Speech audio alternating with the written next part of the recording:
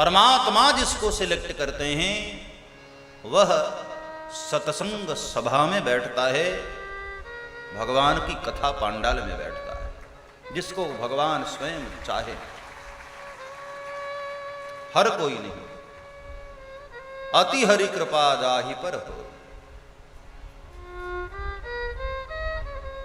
कल के प्रसंग पर मैं आपको लेकर चलूं, जहां कल कथा हमने विराम किया था। आचार्य पूज्य शुकदेव पधारे हैं राजा परीक्षित के दरबार में। बड़े बड़े महात्मा लोग एक प्रश्न का उत्तर न दे पाए कि 7 दिन में मुक्ति कैसे हो सकती है। तब शुकदेव जी वहां पधारे और शुकदेव प्रश्न सुनते ही आनंदित हो गए, बड़े प्रसन्न हो गए। वरीयाने शते प्रश्नः कृतो लोकहितं नृप। वरीयाने शते प्रश्नः कृतो लोकहितं नृप।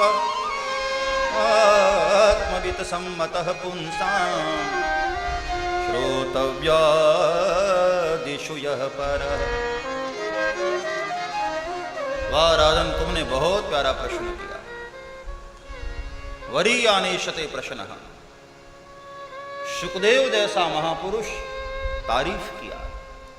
वरीयाने शते प्रश्नः, वाह बहुत प्यारा प्रश्न, मेरे दिल को छू गया। क्योंकि आत्मवित् सम्मतः पुंसां कृतो लोकहितं नृप। लोकहितार्थ तुमने प्रश्न किया है, अपना हित नहीं है, लोकहित है इस प्रश्न में। 7 दिन में मुक्ति कैसे हो, केवल तुमने अपने लिए नहीं पूछा है, ये सबके लिए पूछा है। और मैंने बार बार आपको कहा है, पारमार्थिक प्रश्न हो ना तो संतजन बहुत खुश होते हैं। अच्छा प्रश्न हो, पारमार्थिक प्रश्न हो। कहा देखो राजन, मरना तो एक दिन सभी को है। जो जन्मे हैं उन्हें मरना है, ये निश्चित है। जन्म लेने के बाद यही तो एक कन्फर्म होता है, और कुछ निश्चित नहीं है। आप कितना जिएंगे कुछ पक्का नहीं होता है। आप बड़े होकर के अच्छे डॉक्टर बनेंगे, कोई पता नहीं। एक सफल व्यापारी होंगे, कोई पता नहीं। लेकिन जो जन्मा है वह एक दिन मरेगा, यह पक्का होता है। जन्म के साथ ही यह निश्चित होता है कि जो जन्मा है वह एक दिन जाएगा भी। जाना सभी को है, यह नितांत सत्य है। कितने ही आप प्रयास कर लो, अच्छी अच्छी मेडिसिन दवाइयां आप लेते रहो, हम बूढ़े ना हों, बूढ़े भी होना पड़ता है। और जब मालिक का बुलावा आ जाता है तो जाना भी पड़ता है। इंसान बड़ी कोशिश करता है कि मृत्यु को भुला दें, लेकिन तुम्हारे भुलाने से भी मृत्यु तो भूलती नहीं, जाना तो फिर भी पड़ता है। हाँ, जाते हुए अक्सर ऐसा होता है, कोई सिंहासन चढ़ी चले, कोई बंधे जात जंजीर। कोई ठाठ से जाते हैं और कोई खींचकर ले जाए जाते हैं, बस इतना अंतर है। जिसने अपने जीवन को खुद जिया वो आनंद पूर्वक जाता है, और कई लोग बेहोशी में जी रहे होते हैं।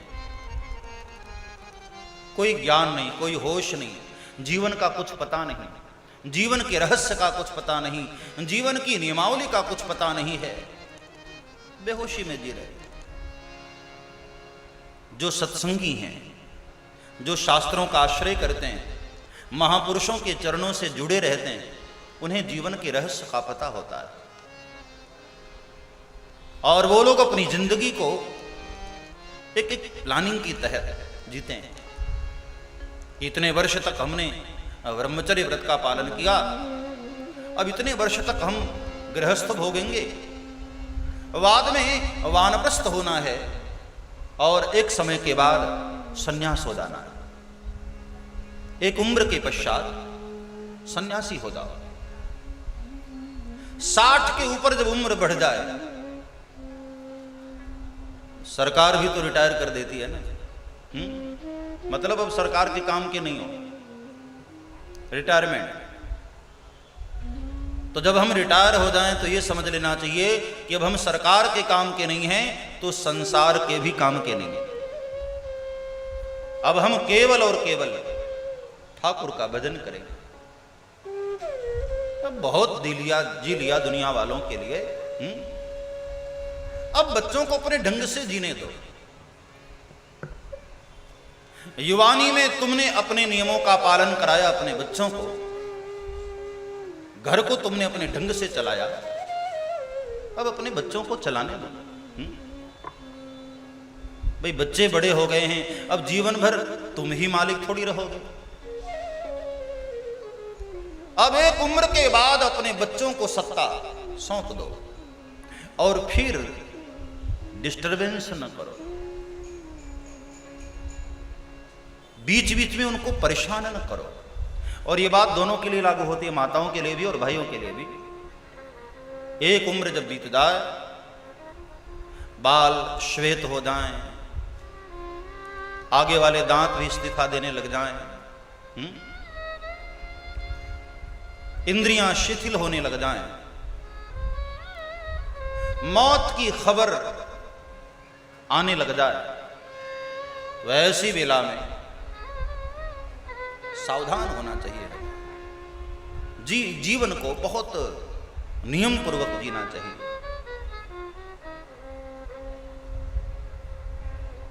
फिर कमलवत रहो।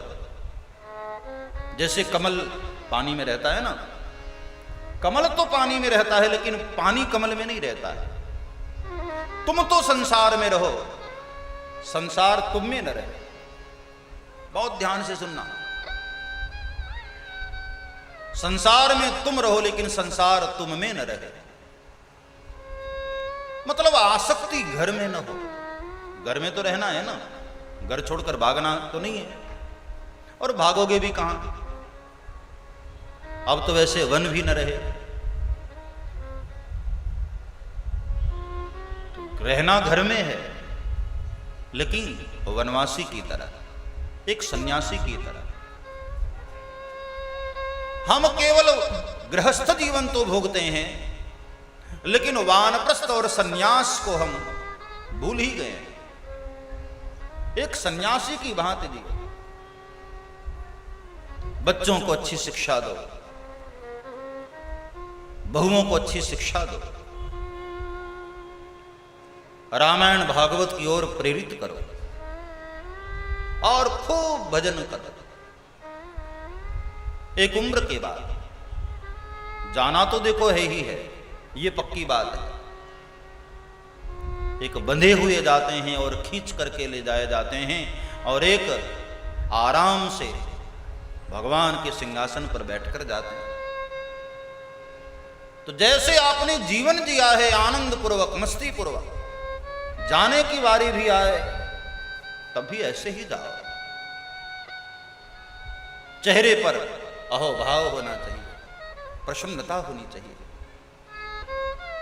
किसी किसी की मृत्यु आप देखो, उसके चेहरे को देखकर लगता है कि आहा, ऐसा लगता है अभी अभी सोया हुआ है, अभी बस बोलने वाला है, सहज।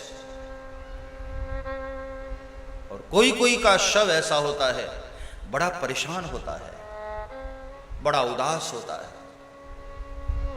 शव को देखकर महात्मा लोग अंदाजा लगा लेते हैं कि ये ले जाया गया है या सहज गया है।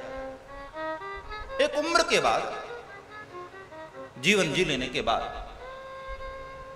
तो जाना तो सबको है। और मजे की बात, ये सप्ताह के जो 7 दिन होते हैं ना, इन्हीं 7 दिनों में किसी एक दिन पर हमारा भी नाम लिखा है। सोमवार, मंगलवार, बुधवार, गुरुवार, शुक्रवार, शनिवार, रविवार, ये किसी एक दिन पर हमारे भी जाने की तिथि पक्की। 7 ही दिन सभी के पास है, 8वां दिन नहीं होता है। केवल राजा परीक्षित की बात नहीं है, हम सब की बात है। हमारे पास भी 7 ही दिन है देखा जाए, लेकिन राजा परीक्षित सावधान रहे। और दूसरी देखो मजे की बात ये, राजा परीक्षित को तो 7 दिन कन्फर्म था जिएंगे ही, हमारा तो 7 मिनट भी कन्फर्म नहीं है साहब। 7 मिनट का पता है, अगले क्षण क्या हो जाए कोई पता नहीं। इसलिए हमें तो ज्यादा सावधान रहने की आवश्यकता है ना। और हम ऐसे निश्चिंत होते हैं, हाँ, लगता है हम अमर ही हो जाएंगे, ऐसे बिल्कुल निष्फिक्र होकर देते हैं। 2 बातों को हमेशा याद रखो, मौत को और भगवान को हर पल स्मरण करो। न जाने कब बुलावा आ जाए कोई पता नहीं। हर पल ईश्वर को याद करो, न जाने उस वक्त ईश्वर को याद करने का मौका मिले न मिले।